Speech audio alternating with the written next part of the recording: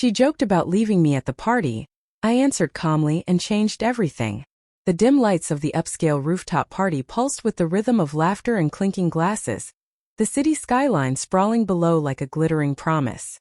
I stood by the bar, nursing a whiskey neat, watching Emily weave through the crowd like she owned the night. She was radiant in that red dress, the one that hugged her curves and turned heads, mine included, even after 3 years together. But lately something had shifted. Her smiles felt sharper, her touches fleeting. Tonight, though, she was in her element, flirting with the edges of our relationship as if testing how far she could push. She sauntered over, her arm linked with some tech bro named Alex, whose grin screamed entitlement. "Hey babe," she said, her voice laced with that playful mockery she'd adopted recently. "Alex here was just telling me about his yacht in the Maldives. Imagine ditching this party and sailing off into the sunset. What if I left you here and went with him instead?" She laughed, tossing her hair back, expecting me to play along, to feign jealousy or beg her to stay. The crowd around us chuckled, the joke hanging in the air like smoke. I met her eyes, calm as a still lake. No flare of anger, no desperate plea. Just a soft smile. "If that's what you want, go ahead. I won't stop you." The words slipped out evenly without a trace of bitterness. Her laughter faltered for a split second, a flicker of uncertainty crossing her face before she recovered, punching my arm lightly. "Oh, come on, you're no fun." She turned back to Alex, but the moment had passed. The party swirled on, but inside me a quiet resolve ignited. That joke wasn't just words, it was a revelation. She'd been pulling away for months, her jokes masking deeper discontent. And I'd been the fool holding on. The next morning, sunlight filtered through our apartment blinds as Emily stirred beside me, groaning about her hangover. "Last night was wild," she mumbled, reaching for her phone. I handed her coffee, my expression neutral. "Yeah, it was." No mention of the joke. But as she scrolled through her feeds, I excused myself to the home office.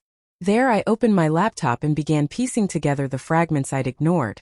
Late nights at work, unexplained texts, the way she distanced herself emotionally. A quick search through our shared cloud, innocent enough since we synced everything, revealed emails from Alex. Flirty banter, plans for coffee that stretched into evenings. My heart clenched, but anger didn't consume me. Instead, a cold clarity settled in. Revenge wasn't about rage. It was about reclaiming control. I started small, subtly. That evening, over dinner, I mentioned a new project at work, one that would take me traveling. "Europe for a month," I said casually. Her eyes widened. "Without me?" I shrugged. "You could come, but you've got your own things." She pouted, but I saw the wheels turning. She'd always relied on my stability, my unwavering support. Now I withdrew it drop by drop. Weeks blurred into a calculated dance. I upgraded my wardrobe, hit the gym with renewed vigor, and reconnected with old friends. Social media posts showed me at art galleries, networking events, alone, thriving. Emily noticed. "You're different," she said one night, her voice tinged with unease as she cuddled closer.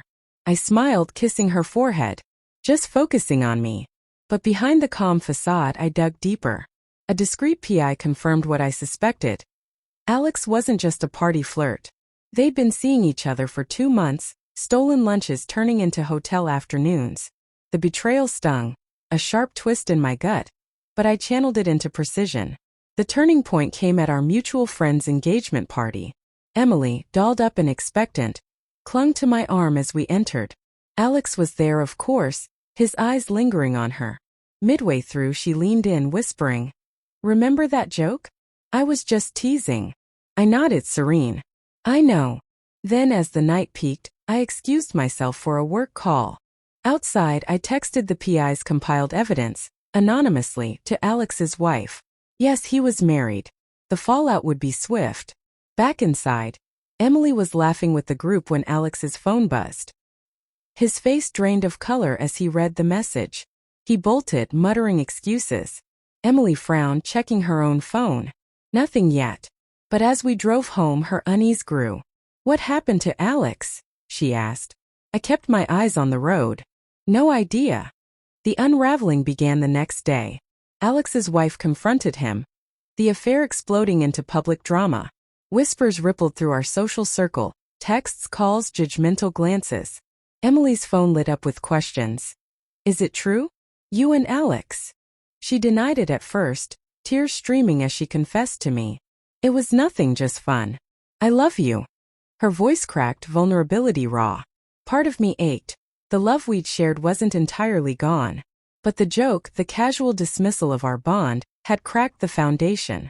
I held her, calm as ever. I believe you. But the next morning I packed a bag. I'm taking that Europe trip early, I said. Her eyes widened in panic. Wait, we can fix this.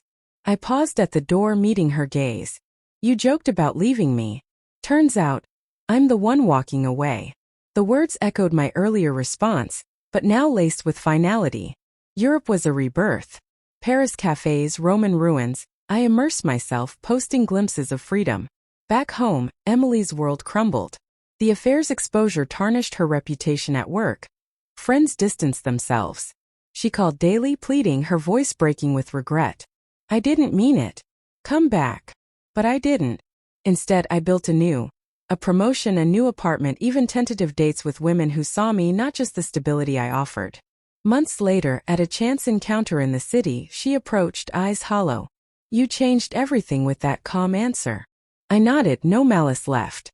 Sometimes, the quietest response is the loudest revenge. As I walked away, the weight lifted, emotions mended into strength. She joked about leaving. I'd calmly shown her the door, and found my own path beyond it.